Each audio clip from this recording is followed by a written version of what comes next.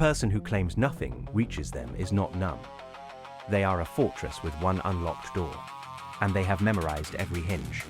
Watch them long enough, and you notice the pattern. The armor was not built to keep everything out.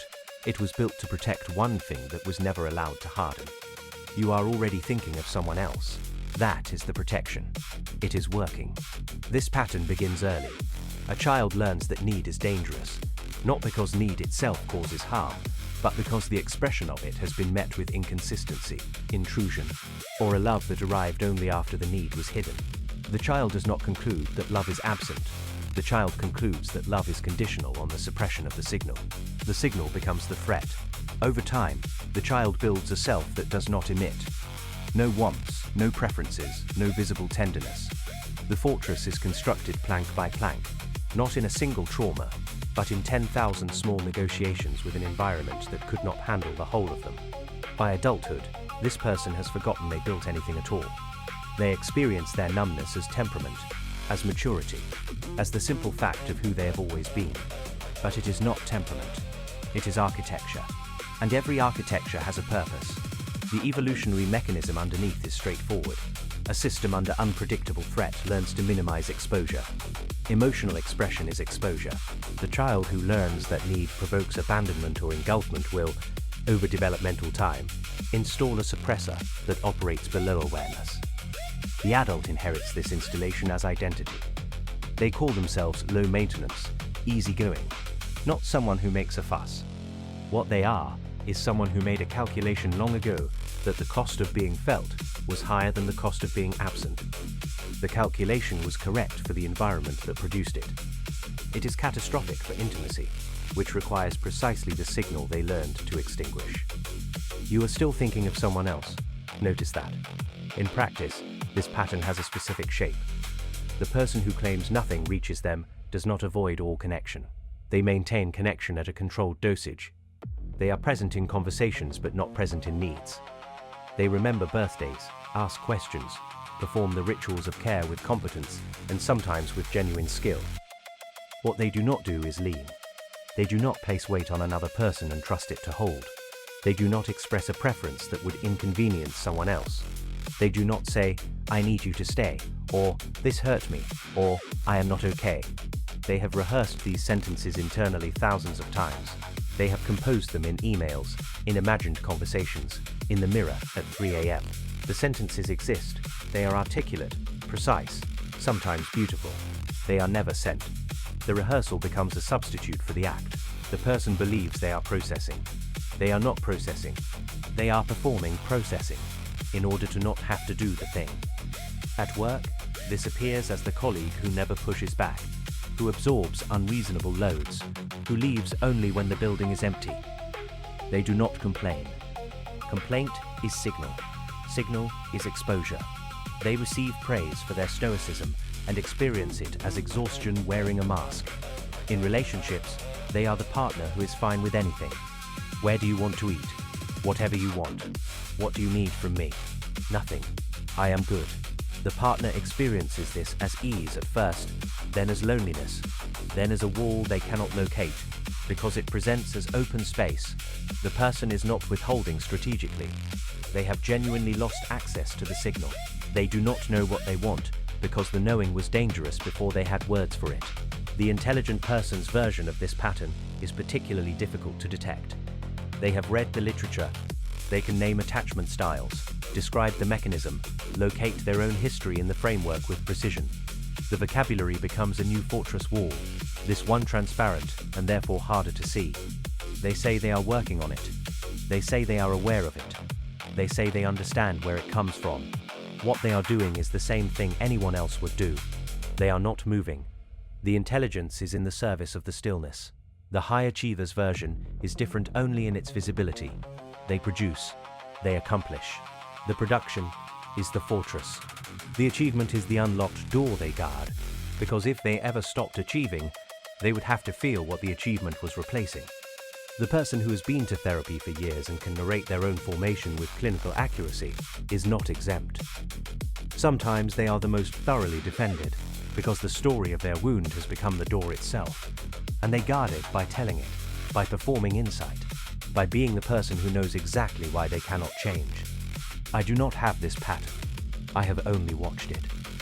What I find remarkable is how little knowing that changes anything for the person who does. The cost is not the obvious one. The obvious cost is loneliness. And loneliness is real, but loneliness is also familiar. The hidden cost is identity.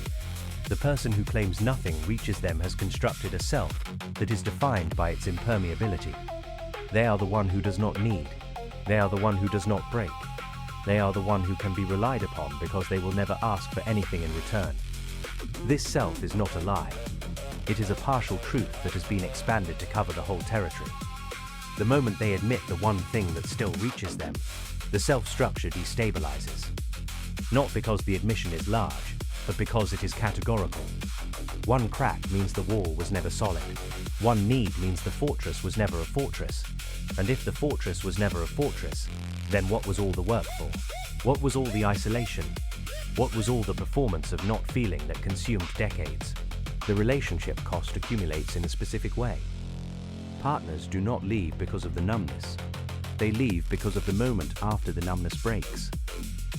The person who never flinches suddenly flinches, and the flinch is disproportionate. A small threat to the one unguarded thing produces a reaction that makes no sense in the context. The partner sees rage where there should be hurt, or coldness where there should be need, or a sudden withdrawal that feels like punishment. What the partner does not see is that this is the first honest signal the person has emitted in years, and it arrives malformed because the machinery for honest signaling has atrophied. The partner experiences this as instability, unpredictability, the revelation that the calm person was never calm. The fortress falls not because it is breached, but because the one door swings open, and what emerges is too raw to be received. There is a moment, usually late, when the person understands what the pattern took from them. It is not a dramatic moment. It is a Tuesday. They are alone, or they are with someone they cannot reach, or they are watching someone else receive something they have never learned to ask for. The understanding does not arrive as insight. It arrives as grief. The grief is not for the relationships that failed.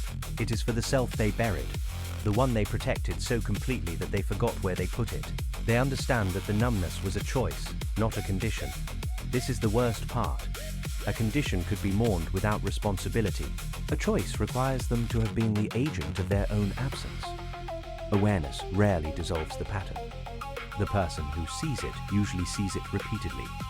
They have the insight again and again, each time believing it is the first time, because the insight itself has become part of the mechanism. They process instead of act.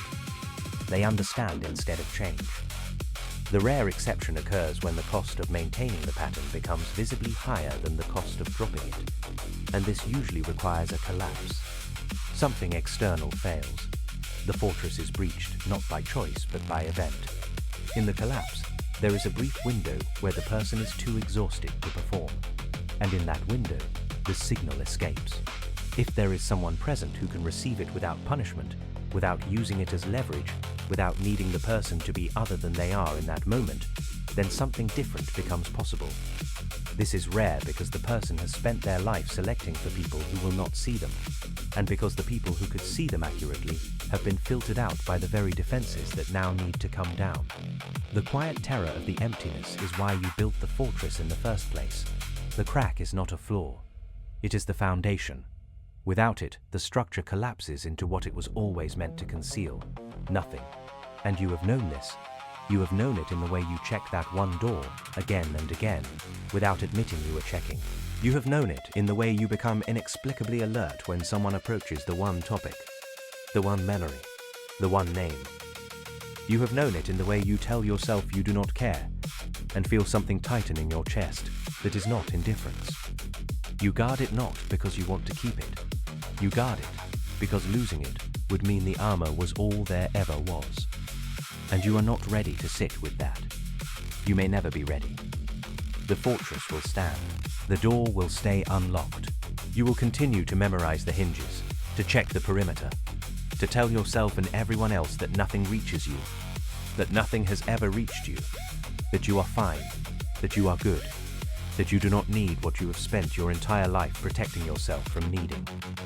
The person who claims nothing reaches them is still breathing. That is the last honest part. That is the crack in the wall. The wall only exists because of it.